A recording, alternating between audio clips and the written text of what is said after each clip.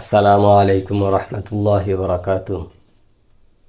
আলহামদুলিল্লাহ, আমাদের সহজ কোরআন শিক্ষার আজকের পর্বে আমরা দুইটি মাখরাজ শিখব।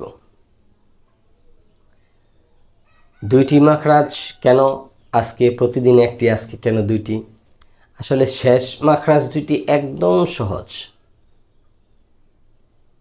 একটু দেখলে একটু শুনলেই আপনার মাখরাজ দুটি কি ঠিক হয়ে যাবে ইনশাআল্লাহ। তাহলে আমরা 16 এবং 17 নাম্বার মাখরাজ আজকে শিখব।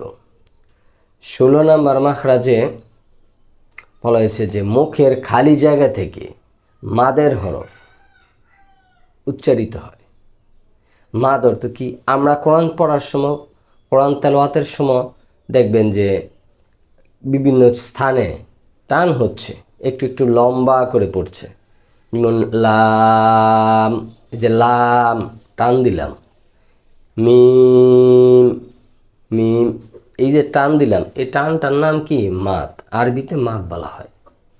তো মাদের হরফগুলি যে মুখের খালি জায়গা থেকে উচ্চারিত হয়, যেমন বা, বা তো হইলই বায়ের স্থল থেকে, বায়ের পরে আ যে শব্দখানি আছে, ওই শব্দটা কোত্থেকে আসে? মুখের খালি জায়গা থেকে। তো আমরা 16 নাম্বার মাখরাজে মাদের হরফগুলি পেলাম মুখের খালি জায়গা থেকে।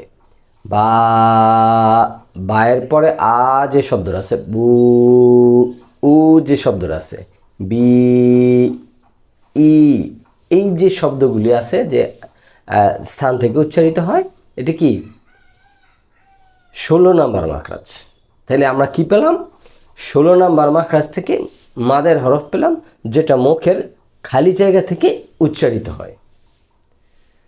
আর 17 নাম্বার মাখরাজ হলো নাকের বাসি থেকে। আমাদের পড়ার সময় দেখবেন অনেকগুলি শব্দ যেমন গুণনা করতে হয়, যেমন আন,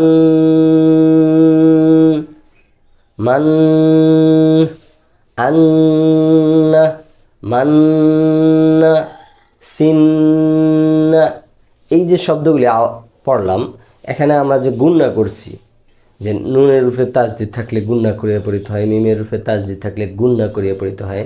তো গুণনা করার সময় যে আমাদের আওয়াজটা কোথায় যায়? নাকের বাসিতে যায়। তো নাকের বাসি থেকে যে হরফগুলি উচ্চারিত হয়, যেখান থেকে উচ্চারিত হয়, গুণনা উচ্চারিত হয়, সেটা কি 17 নাম্বার মাখরাজ বলে। তো খুব সহজ, 16 এবং 17। তো আমরা এই দুইটি হরফ, দুইটি মাখরাজ শিখার মধ্য দিয়ে আমাদের মাখরাজের পর্বগুলি শেষ। এরপর আমরা আলিফ বার পৃষ্ঠা শেষ করেছি। এর পরের পৃষ্ঠাতে আমরা যাব আগামী পর্ব থেকে ইনশাআল্লাহ। তো সবাই খেয়াল করবেন যে মাখরাজের যে পর্বগুলি আছে, এগুলি ভালো করে বোঝার জন্য, দেখার জন্য, শোনার জন্য। যদি আপনার মাখরাজগুলি ঠিক হয়ে যায়, আপনার পড়া সুন্দর হবে ইনশাআল্লাহ এবং শুদ্ধ হবে। আজকের মতো আমরা এখানেই শেষ করব। দোয়া করবেন আমাদের এই কার্যক্রম যাতে চলমান থাকে। সবাই, আল্লাহ যাতে সবাইকে সুস্থ রাখে, ভালো রাখে, এই কামনা করে আমাদের এই পর্ব থেকে আমরা বিদায় নিচ্ছি। আল্লাহ হাফেজ।